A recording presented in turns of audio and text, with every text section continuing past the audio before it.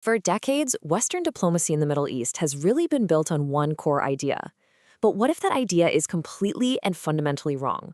Today, we're diving into a perspective that argues Western policy has failed over and over again because it's been trying to solve the wrong problem from the very beginning. So this is the big question, right? The one that's haunted diplomats for generations. You've got peace accords, land for peace deals, two-state solutions, you name it. Why have they all ultimately failed? Well, the analysis we're looking at today offers a pretty stark answer. It's because Western leaders have totally misunderstood what the conflict is actually about. And this slide right here gets to the absolute heart of the argument.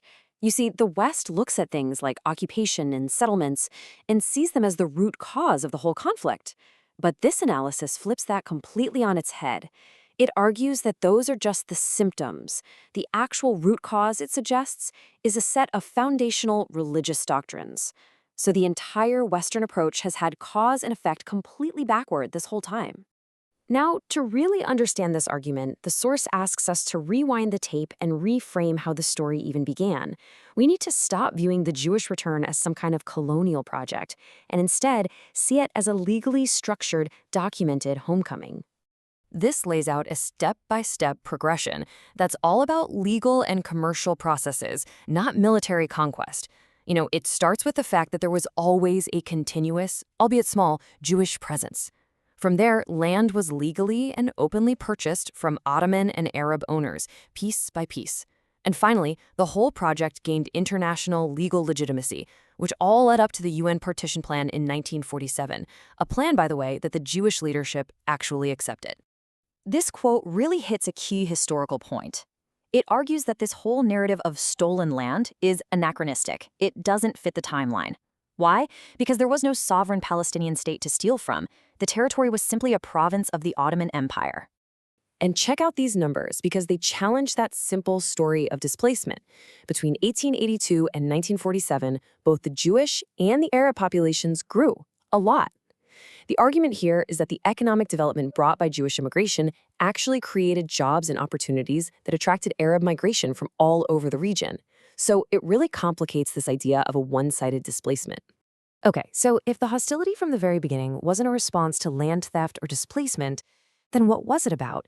And this brings us right to the core of the theological argument, two absolutely foundational concepts in classical Islamic law. First up is Dar al-Islam, which translates to the domain of Islam. So according to this classical doctrine, once a territory has been under Islamic rule, which this land was back in the 7th century, it becomes a permanent, irreversible part of the Islamic world. So any non-Muslim government that comes later isn't just a political loss, it's seen as a violation of the sacred cosmic order. And layering on top of that is the doctrine of Waqf. This designates that exact same land as a divine trust, not for a local population, but for the entire global Muslim community. Now think about what that means. From this doctrinal standpoint, no single Arab leader, no president or king, has the religious authority to permanently give away that land to non-Muslims. Any peace treaty that tries to do that is considered theologically illegitimate from the second it's signed. Now, to ground this theory in actual history, the source points to this a really pivotal, tragic event. The Hebron massacre is presented here as proof that the hostility was theological from the get-go. I mean, look at the dates. It happened decades before Israel even existed as a state and way before the 1967 war. It predates all of the modern geopolitical grievances we talk about today. And the violence, at the time, was explicitly framed as a religious defense of Islamic land. And so, this doctrinal foundation, the argument goes, explains a very consistent, century-long pattern, a pattern of rejecting any plan that would grant Jews sovereignty over any part of the land. I mean, the pattern is just undeniable. The 1937 Peel Commission Plan, rejected. The 1947 UN Plan, rejected, and it led to war. The really generous Camp David offer in 2000, flat out rejected, without even a counterproposal. And even after Israel completely pulled out of Gaza in 2005, the response wasn't building a state, it was the election of Hamas. And look, this isn't just ancient history. A recent Arab Opinion Index poll found that in countries that have formal peace treaties with Israel, we're talking Egypt and Jordan, the popular opposition to even recognizing Israel is as high as 96%. But surely modernization and economic ties must change things, right? Let's look at Saudi Arabia.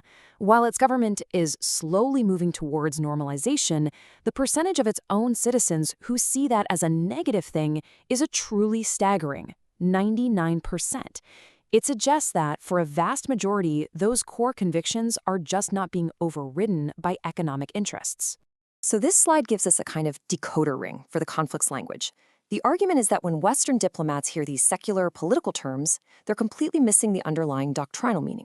So occupation isn't just about territory, it's a Dar al-Islam violation. Resistance isn't just political, it's jihad to recover Waqf. Two completely different languages.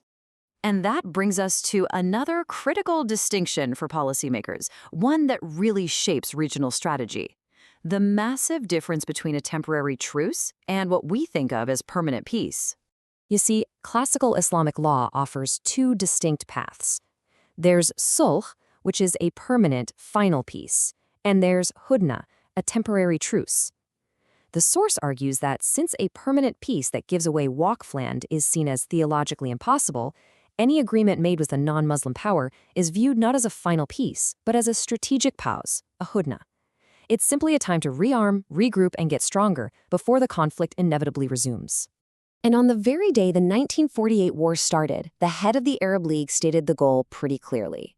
It wasn't about borders, it was going to be a war of extermination. This kind of language, this language of annihilation, points directly to a total doctrinal rejection of the state's very existence.